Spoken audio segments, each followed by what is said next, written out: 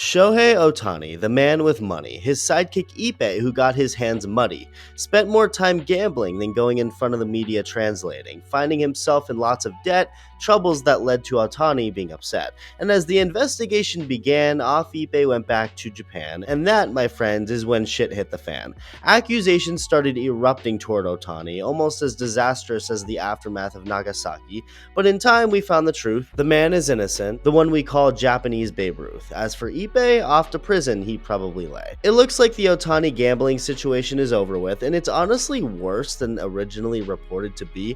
Ohtani himself was never reported to have been doing any wrongdoing or anything illegal from the get-go. It was an Ippei situation, Ippei Mazahara, Ohtani's former translator, but rightfully so, there were a lot of questions to be asked regarding the situation. It didn't quite add up. The immediate story was that Ippei was being accused of stealing money from Ohtani, but this was also coming just hours after the Dodgers' first game of the season, a game that had Ippei in the dugout. Videos of Ohtani and Ippei happily together in that dugout made the rounds. It just seems so bizarre. So crazy that it could happen that quick. That they were friends one minute and the next Ohtani is accusing Ippei of something insanely serious. Of stealing $4.5 million from his bank account to fund an illegal bookmaker for gambling. And then a story comes out that ESPN had a story ready to go earlier that day about Ippei, telling them that Ohtani knew what was going on and willingly helped him pay off the debts he was going through with the gambling with that illegal bookmaker. Telling ESPN in an interview over the phone that Ohtani was literally with him when they made several transactions of $500,000 each over the course of several months.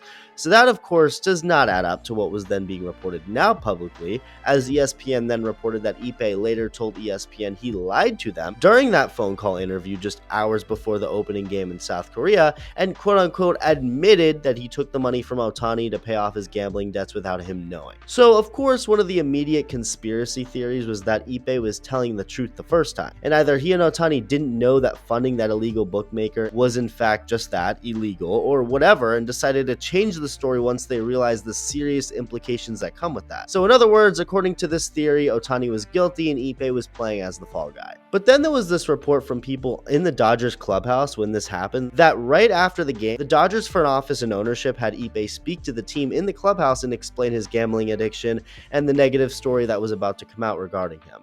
But to add on to that, apparently, Ohtani wasn't completely sure what Ippei was even talking about. He reportedly grew really frustrated or whatever, but the point is that this report tells us that Ohtani had no idea what was going on until soon before we as the public found out about it.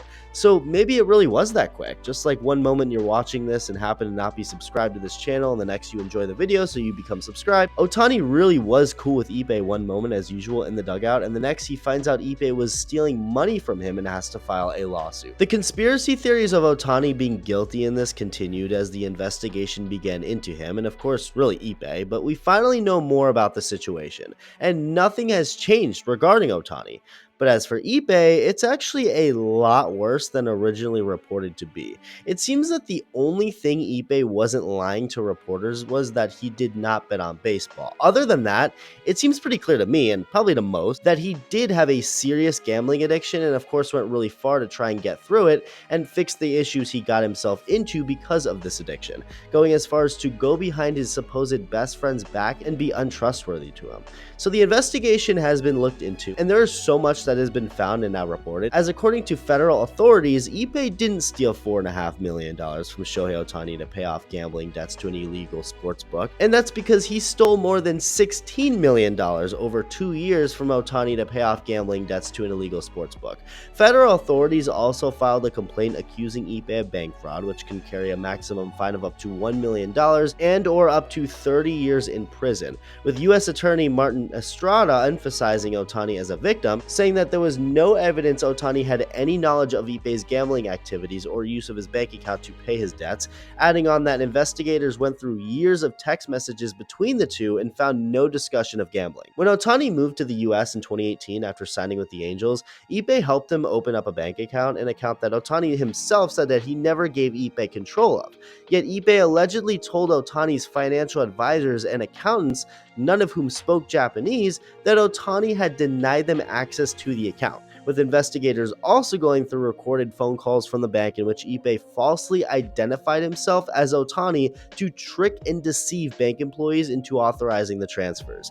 It just gets crazier because then there's this. On March 20th, 2024, after the original news broke that at least $4.5 million had been transmitted from Ohtani's account to Matthew Boyer's operation, the illegal bookmaker, Ippei texted Boyer asking whether he had seen the media reports, with Boyer responding, "Yes, but that's all bullshit. Obviously, you didn't steal money from him. I understand it's a cover job. I totally get it." With Ippei replying, "Technically, I did steal from him. It's all over for me." To go into even greater detail of the money, Ippei lost bets of nearly $183 million, won bets of more than $142 million, with $40.7 million in losses. And not long after all this went down originally, despite all the theories of people thinking and really hoping, which is what it was, that Ohtani was the one with a gambling addiction who also went as far as to gamble on baseball, Ohtani deleted every Instagram post he had with Ippei, unfollowed him, with Ippei's own wife also unfollowing him on Instagram, stuff that I don't really think helps with the narrative that Ohtani was the one doing anything wrong, and neither does all the new stuff that's coming out from this latest report. That only makes Ippei look a whole lot worse. It really is sad, and I knew it would be this way the moment the original report came out and whatever had been reported since, because you either have obviously the absolute worst case scenario possible, one that Major League Baseball and most of us fans would have in our nightmares, that Ohtani was the one doing something illegal. God forbid even gambling on baseball or on himself in baseball. And that would obviously have been pure chaos and insanity in the worst way for the game. But then you have the other reality, the one that is just continuing to be proven as the one that is the actual reality. That Ippei really did have an addiction and he stole a lot of money from Ohtani to help with the debts he was getting himself into. And although that reality may not be nearly as catastrophic for baseball, it's still a very sad situation. Ohtani and Ippei were boys. Ippei was so much more to Ohtani than just his translator. They were together all the time, more so than Ippei was with his own wife. They really did seem to be good friends and have a great relationship that was wholesome. Everyone loved it. They were like rock stars together. And now we find out that Ippei was unfaithful and untrustworthy to his best friend and stole so much money from it while being deceitful and lying about it.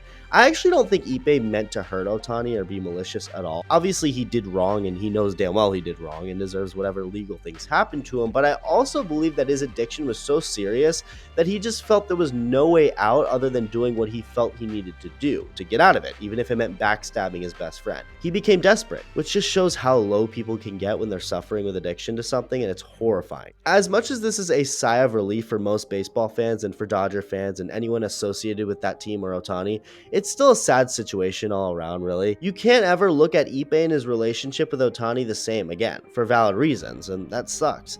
But I'm just glad we can move on and not have to worry about any damning implications of what the worst case scenario in this situation would have ended up like. As for the people who were and have been rooting for Ohtani to be guilty and get in trouble, I know I spit bars, but I'm gonna leave it to Alfred to explain those people. He said it best. Some men aren't looking for anything logical, like money. They can't be bought, bullied, reasoned, or negotiated with. Some men just want to watch the world burn.